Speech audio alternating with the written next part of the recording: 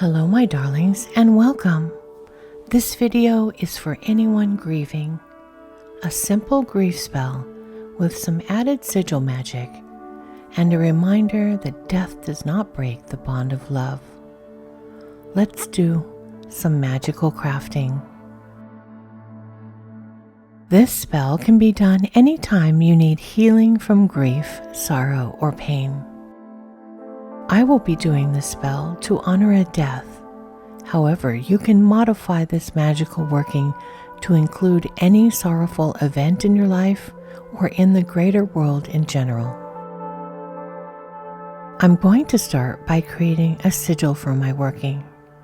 However, if you'd like to move straight to the spell work, there are timestamps in this video to help you navigate directly to what you're interested in. The devastation of losing someone or something you love is not something to just get over, push aside, or move through. However, society often makes us feel like we should move on quickly and get back to being a productive and therefore valuable member of society. The pressure to quickly heal your grief is all around us. But in truth, it's much more important to give your grief time, attention, and meaning, and afford yourself some compassion and grace. Grief is raw and it's real, and it requires your loving attention. This grief spell is one way to do that work. I begin with my magical intention. Usually, I would write this out as a positive phrase. This time, I've chosen a very simple statement and the first thing that came from the heart. I will never forget you. Do not try to combine too many ideas into a single sigil. It's best to have one single clear intent that represents your true will. When writing the statement, it should usually be positive and immediate. I removed all the vowels, leaving only consonants, because consonants are the manifesting sounds. If a consonant is repeated, I used it only one time. Next, I broke down the letter shapes into horizontal lines, vertical lines, diagonal lines, and curves. The next step was to recombine the letter shapes into the sigil. This typically takes me between 3 to 6 steps to get a final outcome that I'm really happy with. You do not have to settle for the first result that you get unless you like it on the first try. This process is a creative and intuitive one. There's no right or wrong way to do this part. I like to make my sigils as symmetrical as possible because symmetry is pleasing to my eye. But that's a personal choice and not a rule. I've noticed that oftentimes my sigils come out looking related to the subject. Focus on your intention and put your energy and will into the creation of your sigil. There are several methods for creating sigils, and I've created videos and worksheets for many methods. If you'd like to download this worksheet, please visit Magical Crafting on Patreon at the link below the video. My patrons can download recipes, Book of Shadows pages, artwork, and more, all provided as PDFs. And I continue to add new downloadable content as I do more projects on the channel. I'll also link to a sigil creation playlist below. As I work on my sigil, I realize that the 4 curves can be shaped into a rainbow symbol, and so I fashioned the final version of my sigil to represent the rainbow bridge mythos that pets are said to cross upon death.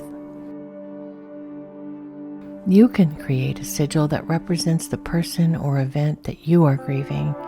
Every sigil will look different and be unique to the person who creates them. And here is the completed sigil.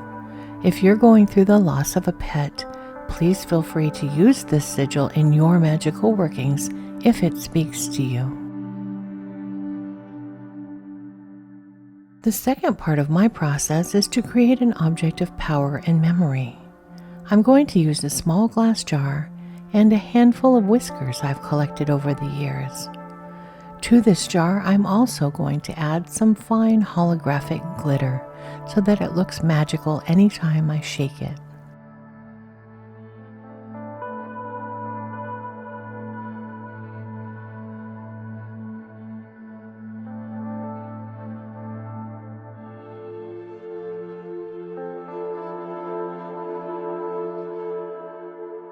I will seal the jar with sealing wax in a white opalescent color and use a magical celestial stamp to emboss the wax.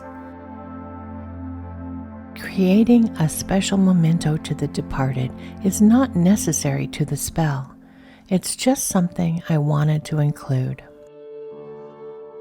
There are many ways to honor a pet that has passed and who you dearly loved. I will link to another video below from a wonderful witchy channel called Lavender Hazelwood Witches. In her very touching video, Aurora shares how she honored and grieved Jack, her furry companion of many years. You may wish to gather any objects to symbolize the subject of the spell, images or keepsakes, or any small offerings to place in your sacred space. Next, I'm going to prepare my spell. I'm going to begin by writing a letter. This is an opportunity to speak your heart. Share your feelings about the individual or situation you're grieving. Take this opportunity to speak to the departed. Use this letter to communicate the intention of your spell. This is the perfect time to share a reminder that your grief spell does not have to be focused on letting go or moving on. It may be just the opposite if that's what you desire. Your spell can be for letting go or for holding on. Your intention can be to bring healing or to enhance memory. This is your spell and your intention. Your letter will never be read by anyone else, nor judged by them. Trust your instincts and your heart. The next step is to wrap your letter around a candle and tie it with a string. I've chosen a black candle, however you can choose any candle color that has meaning in your situation. I have chosen a small chime candle that will burn down in a reasonable amount of time so that I can sit with the spell at my altar. However, if you're using a larger pillar candle, you may wish to burn your letter in a fireproof container instead of wrapping your candle. If your paper is too large to wrap your candle, you can fold it and place it underneath the candle instead. I'm using a bowl instead of a candle holder so that I can burn my candle and the paper safely. Always keep a container of water nearby when you're burning spell components and practice fire safety. My bowl is placed on a dish. Here is where I'll place herbs and stones that correspond to my spell. Rosemary has been used for remembering the dead for centuries. I'm also including snowflake obsidian, black tourmaline, and Apache's tears. Now that everything is prepared, let's move it to my altar and complete the spell by lighting the candle and burning the letter.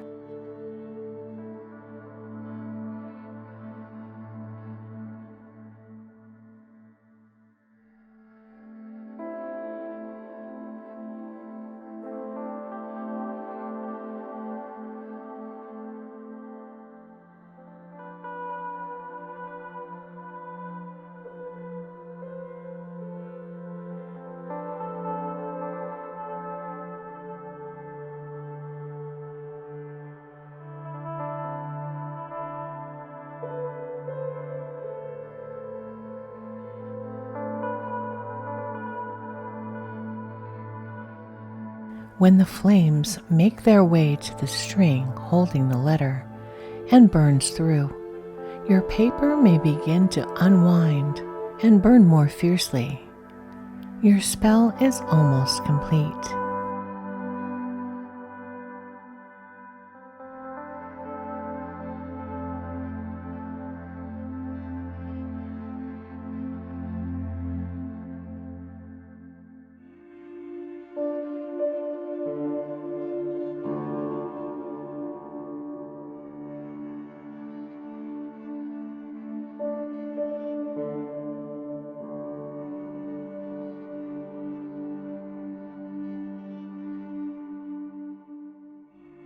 I hope this simple grief spell has given you some ideas on how to create your own magical working for any situation that you're grieving.